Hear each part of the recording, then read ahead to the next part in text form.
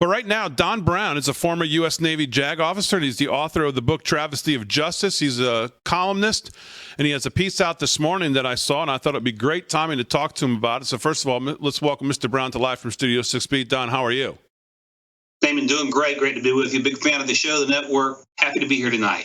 Thank you so much for joining us on short notice. Of course, thank you for your service to the country, as always. And your piece today in the American Thinker is entitled Alvin Bragg's End Run Around the Constitution. And of course, we talk on this show a lot about the left, and they see the Constitution. They wrap themselves in it when it fits their narrative, but mostly they see the Constitution, obviously, as something that stands in their way to holding forever power. So there's a lot to talk about here with what we seemingly is going to happen tomorrow with the former president, and then with an arraignment next week if this thing goes through. Of course, all the things today were still unnamed sources, but we'll see what happens tomorrow. But I guess give me your overall view of what's going on, and then we'll get to the specifics of your article here. Well, overall, first off, thanks to the American Thinker and for running the piece, and also for Morningstar Journal News, Gina Harris over there. Hope it does some good. Here's the overall big picture, and I know we're tight on time, so I watched my time, but I was having lunch with one of the 20 members of the House Freedom Caucus just around New Year's before they went back up, and I can't not liberally disclose the name of the congressman, but we're having lunch, and the congressman asked, he said, Don, what do you think, Trump or DeSantis? And I heard y'all discussing just before I came on. I said, well, Congressman, I like DeSantis, ex-Navy JAG like me, did a great job in Florida managing COVID, comparatively speaking, going after woke, fought against mask and vaccine mandates. Everything looks good.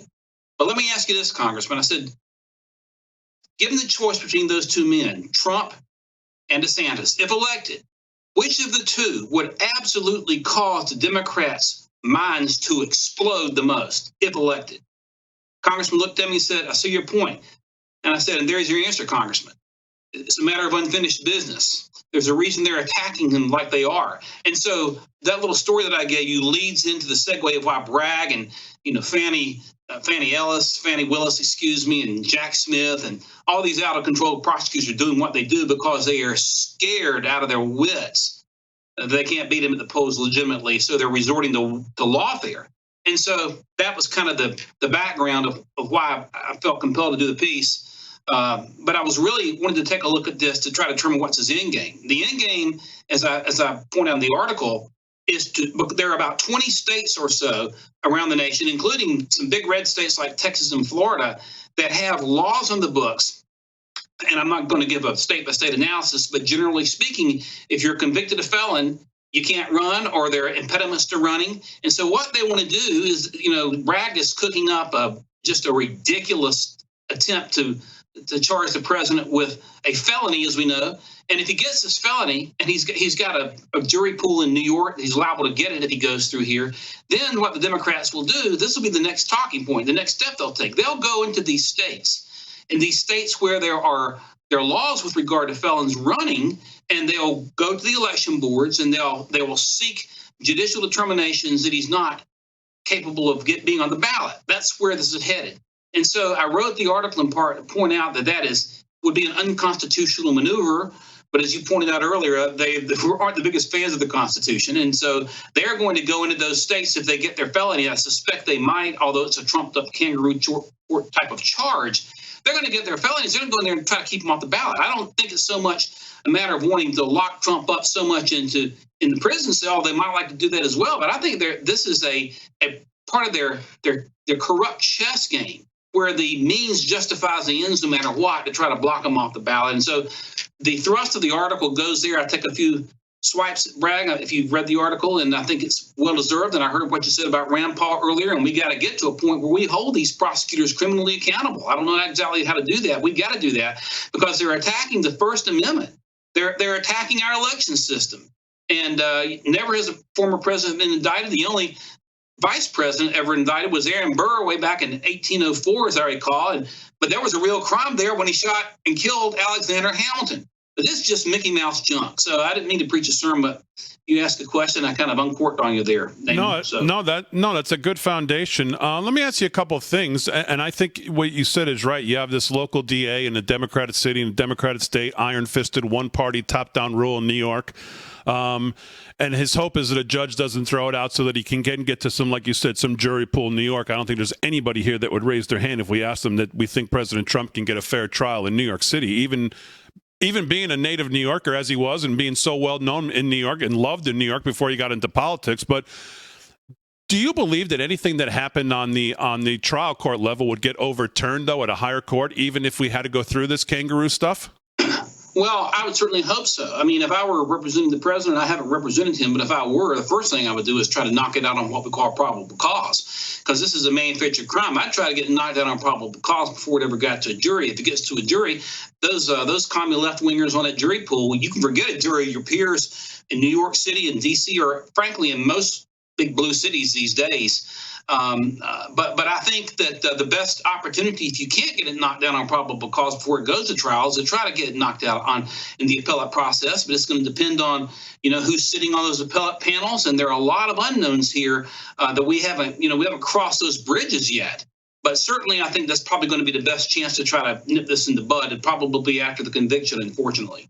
I mean, when you look at the fact that Bragg himself stopped this exact prosecution, you think about who was around then. You think about Mueller and that band of political fire starters. They didn't even pursue it and bring charges to it. So does something like that work against him?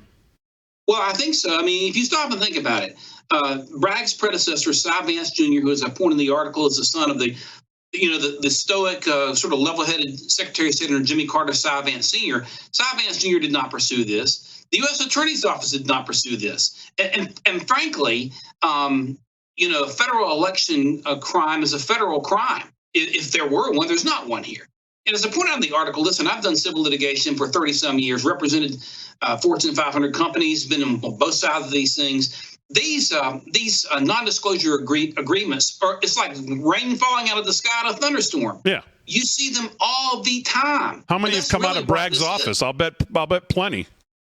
Well, I'm sure. I mean, if they get sued civilly, you doggone right, they're going to try to put in non-disclosure clauses themselves. And if somebody's out there and wants to think about it, it might not be a bad idea to hit the Manhattan District Attorney's Office with a Freedom of Information Act request on that very thing, on data on how many non-disclosure clauses that Manhattan DA's office has entered into itself in dealing with civil lawsuits, because these big governmental agencies and these big corporations that get sued, they don't want information out about it. So they throw money at it to try to keep the information out. And it's not a mission of liability.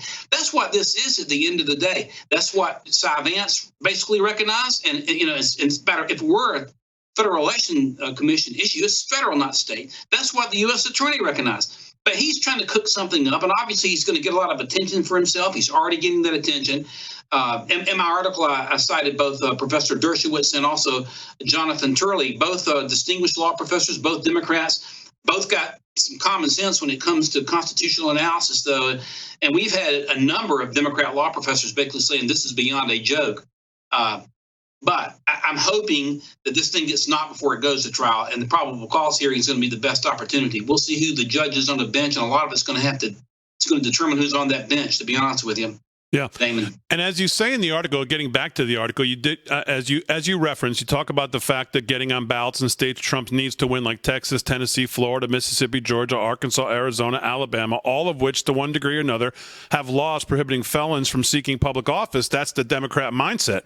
But not so fast, you say. Bragg has a problem, the United States Constitution. And I want to be clear on this because a lot of people, a couple articles today, one in Red State that says the day that this happens is a very good day for Trump. You see him surging in the polls already. You would think the support we're going to finally, as the Republicans should learn how to do more often, like the Democrats do all the time, rally the wagons here, hopefully, around the president. And you make the point of saying when it comes to the presidency, Article 2 of the Constitution sets out only 3 basic requirements. 1, the president must be 35 years old. 2, the president must be a natural-born citizen of the U.S. And 3, the president must have been a resident of the U.S. for 14 years.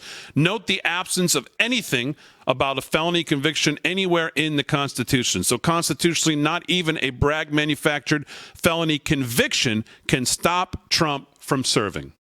That's absolutely correct. And that point's going to have to get out there. and maybe it starts right here in your show tonight, Damon, but you cited the three basic requirements in Article 2, Section 1, which sets forth the requirements of the presidency. A conviction doesn't prohibit it. There is no educational prerequisite. There's no religious litmus test prerequisite. Just those three basic preconditions, and you can be president. And so what's going to happen if this conviction comes down? The Trump campaign is going to need to go into those states and file what we call actions for declaratory judgment to have those laws stricken in those states. And I believe that those laws they bring up a serious federal constitutional implications. So I would go into the federal courts and seek to have them stricken. And my last stopping point here will be the U.S. Supreme Court. I don't think they can succeed in this. But here's the thing about it. If you think about what happened during President Trump's first term, you had two impeachments, just bogus impeachments. You had the president being investigated by Mueller. Then you had all these ancillary prosecutions by Trump associates like Manafort and Roger Stone and General Flynn. Everything using lawfare basically to slow down and to block the administration from moving forward with its agenda. And so part of this is to do that as well, to try to tie the campaign down. We need to understand right now that conviction or no conviction, this doesn't block President Trump from seeking re-election in 2024. Yeah. Well, it's a great article. We're going to post it on all our, I think we already have, it's on all our social media. And of course, the sentence in here that everybody should remember, as you rightly say, why should the Constitution stand in their way? They never let it. So that's the thing we have to worry about. So, Don, I can't tell you how much I appreciate you joining us. It's been great. And I know you're right about a bunch of great stuff, and we'll have you back on. Look forward to it, Damien. Y'all have a great night. Have a good one. All right. Thank you so much. Don Brown here. His article in American Thinker, we'll link to it on all our social media, Alvin Bragg's End Run Around the Constitution. Good stuff.